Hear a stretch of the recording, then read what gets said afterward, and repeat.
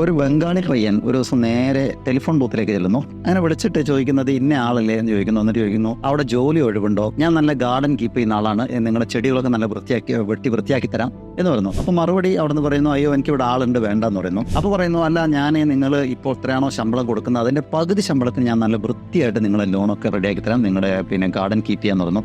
അപ്പോഴും അവിടുന്ന് ഒരു ലേഡി മറുപടിയാണ്, അയ്യോ വേണ്ട, എനിക്ക് ഇപ്പോൾ ചെയ്യുന്ന ആളിൽ ഹാപ്പിയാണ്, അയാൾ തന്നെ മതി എന്ന് പറഞ്ഞു. വീണ്ടും പറയണം, അല്ല ഒരു കാര്യം ചെയ്യാം, നിങ്ങൾ ആ ശമ്പളത്തിന് പകുതി ശമ്പളവും മതി, ഞാൻ കൂടാതെ നിങ്ങളുടെ വീടൊക്കെ അടിച്ചു വാരി തൂത്ത് തരാം, പുറത്തൊക്കെ അടിച്ചു വാരി എല്ലാം ചെയ്തു തരാം, എനിക്ക് ജോലി തരണം എന്ന് പറയണം. അപ്പോഴും അവിടുന്ന് പറയുന്നു, സോറി ഇവിടെ ആളുണ്ട്, ആ ആള് ഇതൊക്കെ ചെയ്തു തരുന്നുണ്ട്, എനിക്കത് മതി എന്ന് പറയുന്നു. അപ്പോൾ എന്നാൽ ഓക്കെ എന്ന് പറഞ്ഞ് ഫോൺ കട്ട് ചെയ്ത ഉടനെ ഈ ബൂത്തുകാരൻ ഇവനോട് ചോദിക്കാം, ബംഗാളിയോട്, അല്ല ബായി നിങ്ങൾക്ക് ജോലി ഞാൻ തരാം എന്ന് പറഞ്ഞപ്പോൾ ഈ ബായി പറയുന്നത്, അയ്യോ എനിക്ക് ജോലി വേണ്ടെന്ന് പറഞ്ഞു. അപ്പം ഞെട്ടിപ്പോയി ചിരിച്ചുകൊണ്ട് നിൽക്കുന്ന ബായിനോട്, നിങ്ങളല്ലേ ഇങ്ങനെ കെഞ്ചി ജോലി തരുമെന്ന് വെച്ചത്, എന്നിട്ട് ഞാൻ ജോലി തരാൻ എന്താ വേണ്ടെന്ന് പറയുന്നത്? അപ്പോൾ ബായി പറഞ്ഞ മറുപടി എന്ന് പറയുന്നത്, സത്യത്തിൽ ആ വീട്ടിൽ ജോലി ചെയ്യുന്ന ആൾ ഞാനാണ്, അവിടെ എൻ്റെ വർക്ക് ഓക്കെ ആണോ എന്ന് അറിയാൻ വേണ്ടി ഞാൻ വിളിച്ചതെന്നുള്ളതാണ്. സത്യത്തിൽ ഇത് ബംഗാളി ഒന്നുമല്ല, ഇതൊരു കഥയാണ്. ഇതിനെ കഥ പറയുന്നത് വെച്ച് കഴിഞ്ഞാൽ, ഇതിൽ നമ്മൾ ജോലി ചെയ്യുമ്പോൾ എപ്പോഴും ഹാപ്പിനെസ് കിട്ടുന്നത് നമ്മൾ ചെയ്യുന്ന ജോലി ആരാണോ നമുക്ക് ജോലി തരുന്നത് അവർക്ക് തൃപ്തിയാവുന്നുണ്ട് എന്ന് ഉറപ്പുവരുത്തുമ്പോഴാണ്. അതുകൊണ്ട് എപ്പോഴും നമ്മൾ റീപ്ലേസബിൾ അല്ല, നമ്മൾ ഒരിക്കലും മാറ്റില്ല എന്ന രീതിയിൽ നമ്മൾ എപ്പോഴും ജോലി സേഫ്റ്റി ഉണ്ടാക്കുന്ന രീതിയിൽ